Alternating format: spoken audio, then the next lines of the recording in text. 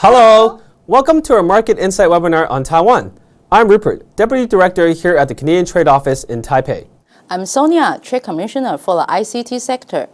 I'm Judy, CTA Coordinator in Taipei. Taiwan has a growing and dynamic market economy, and with a GDP growth rate of 2.98% in 2020, it is one of very few economies that experience positive growth. Taiwan is Canada's 15th largest trading partner, and our bilateral trade surpassed $8 billion last year. Did you know 90% of the worldwide server, 80% of the worldwide PC are made by Taiwanese companies? In fact, Taiwanese ICT companies play an important role in the global supply chain. Let's take EV as an example. 75% of the Tesla's supply chain came from Taiwanese ICT companies. And do you know, we launched Canadian Technology Accelerator Program in Taipei in late 2018. And every year, we accept 10 to 12 Canadian tech companies in Taiwan. We help them connect with the local industries. Following this Market Insight webinar, we encourage you all to reach out to any of us to help you grow and expand here in Taiwan. Now, over to our industry expert. Hi everyone, I'm Roger Huang from Digitize Research. Thanks CTOD for having me in this webinar. I'm very happy to have this opportunity to give a short talk on this topic. Since the outbreak of COVID-19 pandemic, we have experienced the tremendous changes in the industry. For Taiwanese companies, we are looking for the next momentum of ICT industry.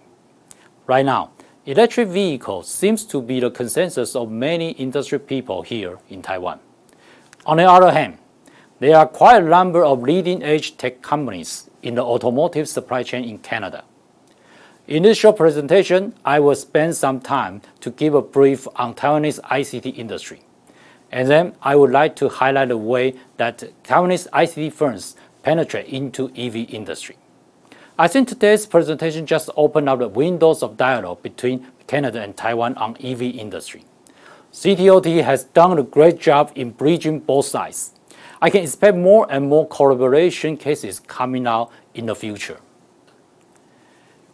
Okay, now, some of you may know Taiwan quite well. The land size of Taiwan is not big, but there are about 8.6 million households with population about 23 million. It's quite a crowded place.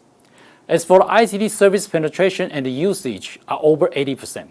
So we generally will say that ICT average literacy is very high and people here are willing to try high-tech stuff.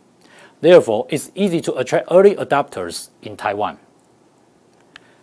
The other side of the high-tech literacy is the industry.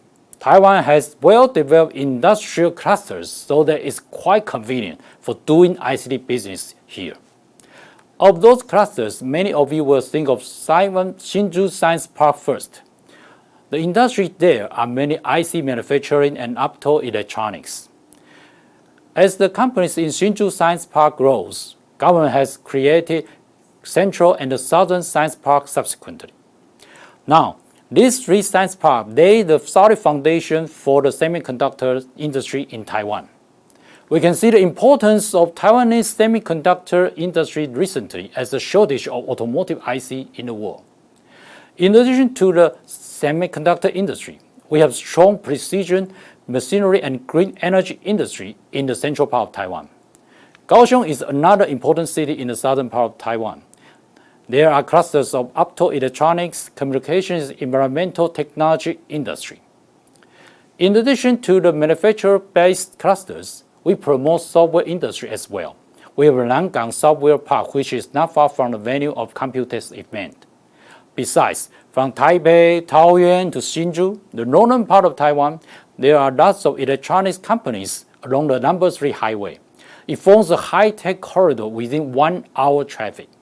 If you have a chance coming to Taiwan, this corridor is like one-stop shopping for ICT solutions.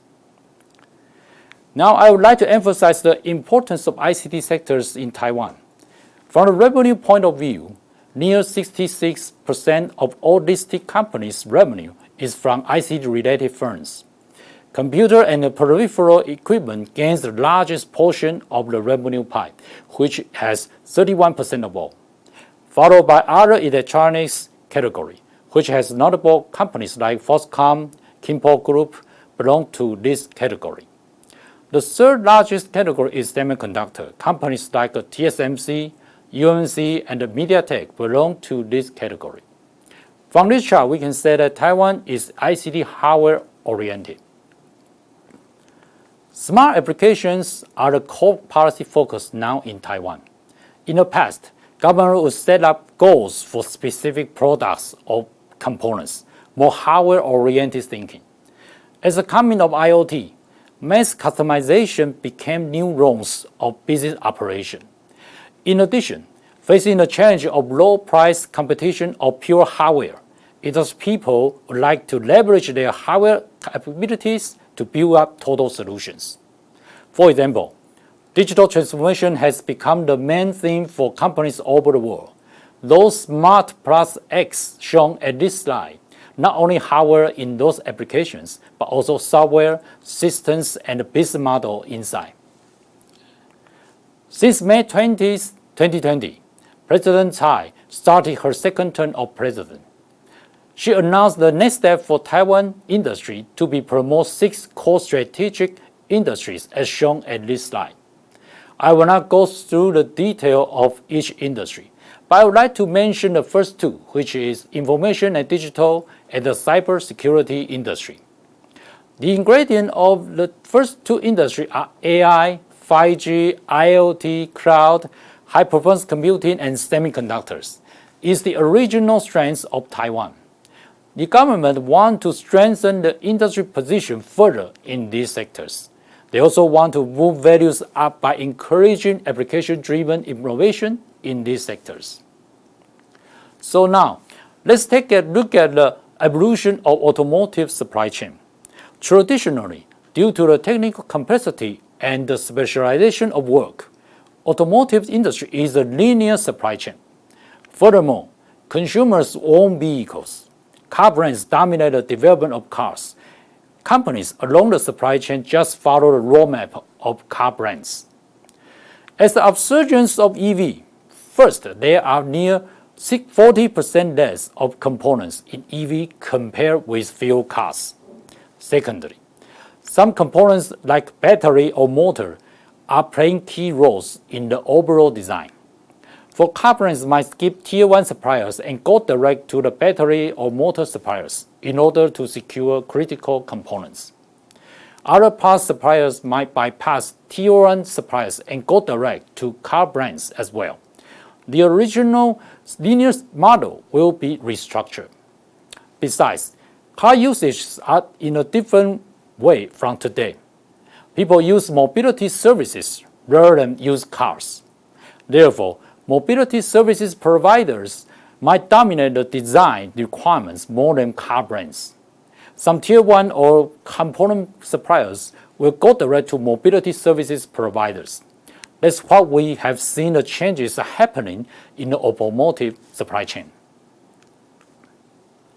Although in the post-pandemic times, overall automobile sales will grow slowly, we can see tremendous growth of electric vehicle market in the next 5 years. We expect near 4 million unit sales of EV in 2021 with 38% year-on-year growth.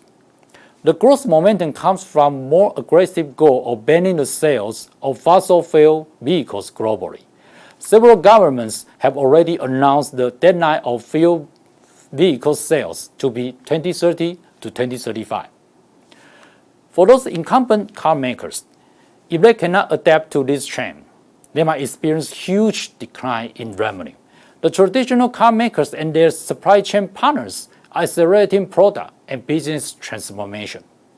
On the other hand, those EV startups and ICT-related firms take this as great opportunities. We expect the EV penetration rate will be 14% in 2025, and the annual sales volume of EV will be near 12 million at that time.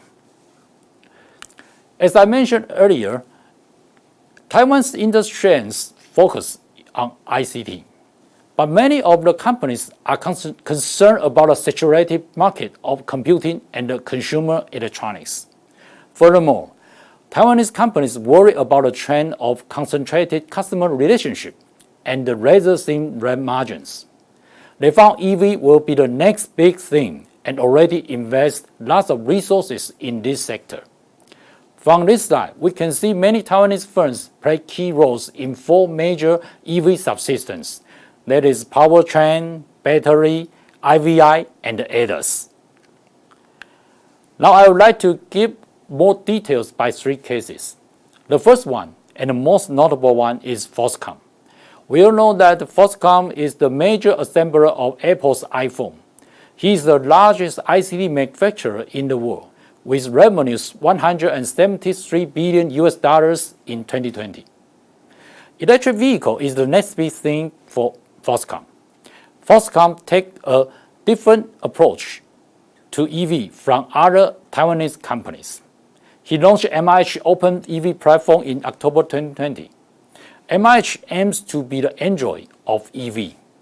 That means MIH is like an open platform for partners developing EV-related products, services, and applications.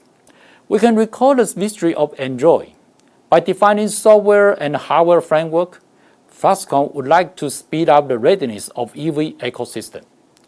In addition to MIH, Foxconn has announced joint venture with Fiat Chrysler and China's GD Motors.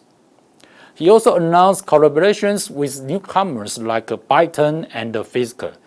These strategic moves of Foxconn deliver the message that Foxconn will not adopt ODM-only model in EV sector.